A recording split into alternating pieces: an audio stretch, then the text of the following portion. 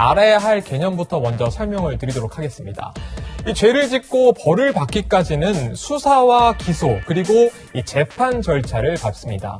이 수사는 범죄자의 혐의를 확인하는 과정입니다. 수사 과정에서 혐의가 확실하다고 해서 곧바로 유죄 혹은 무죄를 결정하진 않죠. 사건을 재판에 넘기는 이 기소 절차를 통해서 법원의 판단을 받는 과정을 거치게 됩니다. 재판은 판사가 하지만 이 수사 권한과 또 기소 권한은 모두 검찰이 가지고 있습니다. 여권 같은 경우는 이 검찰이 쥐고 있는 이런 권한이 남발되거나 혹은 인권 침해를 할 수 있다 이런 식으로 주장을 하고 있습니다. 결국에는 수사권과 기소권을 분리해야 한다라면서 이 새로운 수사기관 중대범죄수사청을 신설한다는 것입니다.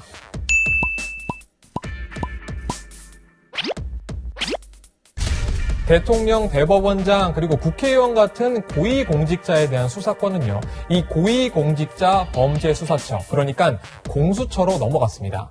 이후에 이 선고와 부패범죄 등 6대 범죄를 제외한 대부분의 사건 수사는 국가수사본부로 넘어갔죠.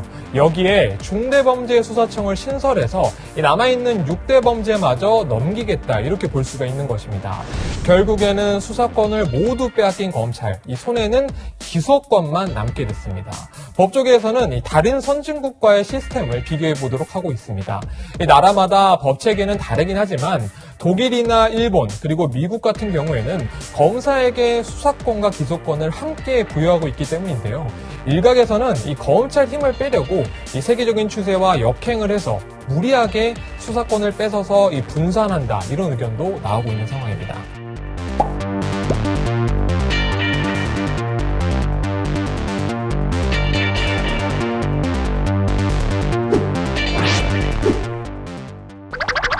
재판에 넘기려면은 검찰을 거쳐야 하는 구조이기 때문입니다.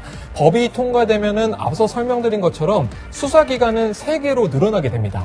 당장 시청자분들도 이 설명을 들으시면서 피해를 입으면 어디에 고소 고발을 해야 될지 고민이 되실 겁니다.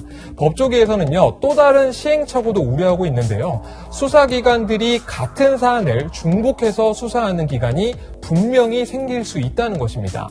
중수청이 수사를 제대로 했더라도 재판에 넘기기 전에 이 검찰에서 기록을 검토할 가능성도 있거든요.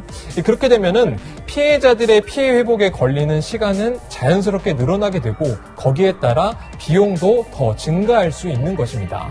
법조계에서는 이 처벌 절차가 더욱 복잡해질 경우에 이 범죄 예방 효과가 떨어질 수 있다 이런 우려도 나오고 있습니다.